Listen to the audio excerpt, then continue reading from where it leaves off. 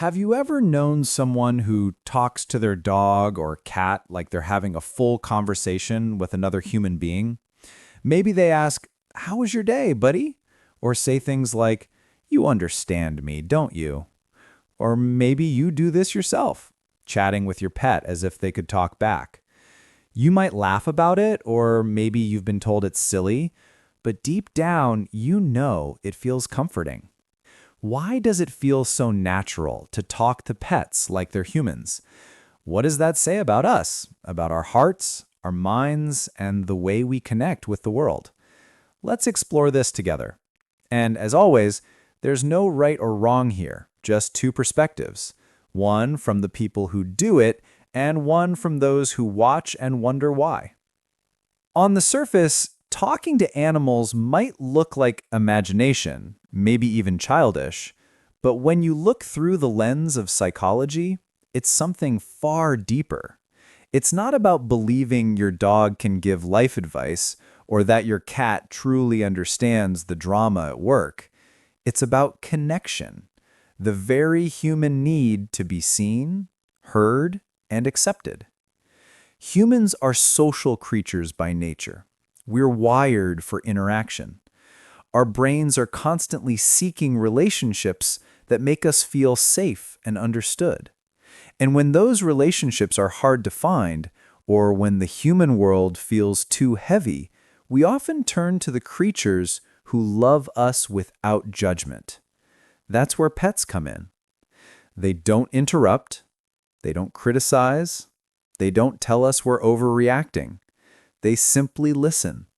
With those big, trusting eyes, the wagging tail, the soft purr. And somehow, that's enough to make us feel whole again. So when you talk to your pet like they're human, it's not foolish, it's emotional intelligence in disguise. It means you're capable of empathy, connection, and emotional expression. You're translating your feelings into words even if the listener can't respond verbally. And sometimes that's exactly what your heart needs. But let's pause for a moment and see the other side. Some people find it strange, even uncomfortable, when they see others chatting away with their pets. They might think animals don't understand what you're saying, or that's just projecting your feelings onto them. From a rational point of view, they're not wrong. Pets can't comprehend the full meaning of our words the way humans do.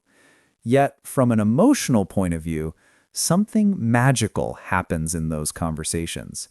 Because even though pets don't understand language, they do understand tone, emotion, rhythm, and body language. They can feel when your voice softens from love or when it shakes with sadness. They know when you're excited, when you're tired, when you need comfort.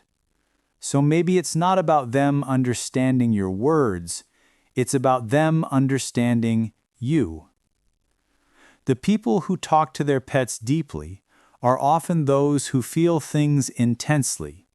They're sensitive to emotion, their own and others. And instead of keeping it bottled up, they express it in a safe space with a creature who will never judge. Psychologists have a name for this tendency: anthropomorphism, the act of giving human traits or emotions to non-human beings or objects. It's the same reason people name their cars, talk to their plants, or get emotionally attached to stuffed animals from childhood. It's not immaturity, it's an emotional coping mechanism, a way of maintaining warmth, connection, and companionship in an unpredictable world. For many people, talking to pets becomes a form of emotional regulation. It helps them process stress, loneliness, or even trauma. In a world that often demands we hide our feelings, pets become safe containers for emotions too tender to share elsewhere. When someone comes home after a hard day, sits down, and says to their dog, "You won't believe what happened today." What they're really saying is, "I need to release this weight, and I trust you enough to hear it." It's a form of self-soothing, a conversation that doesn't need logic, only love. But for those who see it differently, it's also fair to understand their view. Some people worry that when we humanize animals too much, we might forget that they have their own instincts, needs, and ways of experiencing the world. A dog isn't a small, furry human. It's a creature with its own language, its own boundaries, and its own rhythm of love. Sometimes, people project so much human emotion onto their pets that they overlook what the animal truly needs. So the balance lies somewhere in between, loving them deeply, but still understanding who they are, talking to them, but also listening in their way. There's something else quietly beautiful about people who talk to pets. They practice vulnerability without fear. With animals, you can drop the mask. You can be silly. You can cry. You can talk nonsense. You can say things you'd never say to another person. "I'm scared. I miss you. I don't know what to do."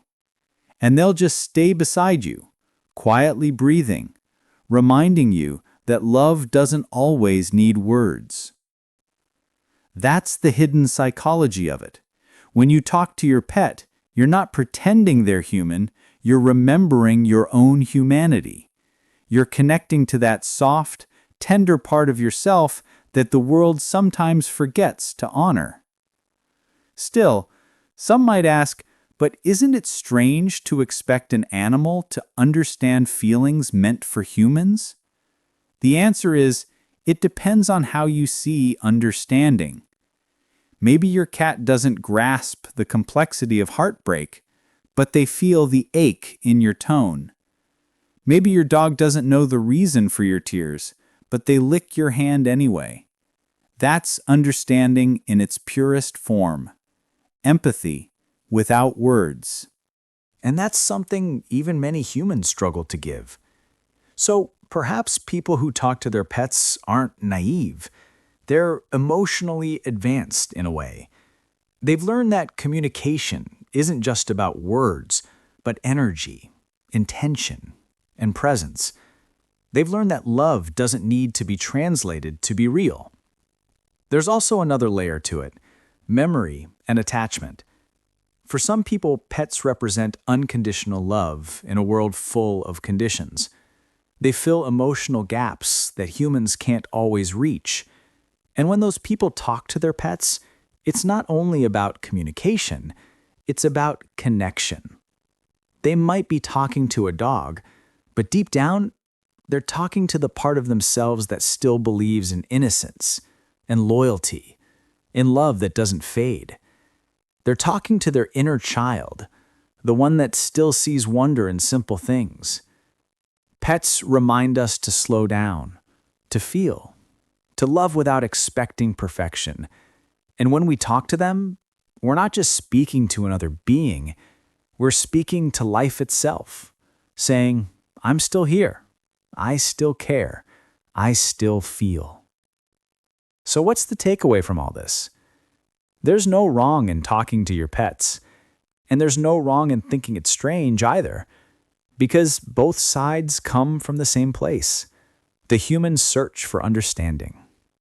Some people find it in conversation, some find it in silence, some find it in a wagging tail or a gentle purr.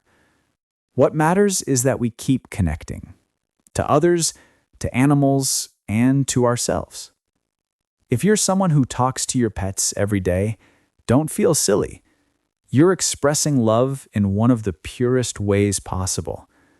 And if you've ever rolled your eyes at someone doing it, maybe now you see. It's not about the words they say, but the comfort those words bring. Love is a language with many dialects, and sometimes the most beautiful conversations are the ones where only one side speaks and the other simply listens. So next time you find yourself telling your cat about your day or asking your dog for advice, remember, you're not crazy. You're just human. A human who feels deeply, loves deeply, and needs to be heard, even if it's by someone with fur and four legs. Because at the end of the day, what we're all looking for isn't someone who can respond perfectly. It's someone or something that makes us feel safe to be exactly who we are. Thank you for listening till the end. If this episode helped you understand yourself a little better and you want to share it with someone who talks to their pets like they're humans, someone who might need to know it's okay to love that way, don't forget to follow this podcast. We'll keep growing, learning, and loving, one quiet conversation at a time.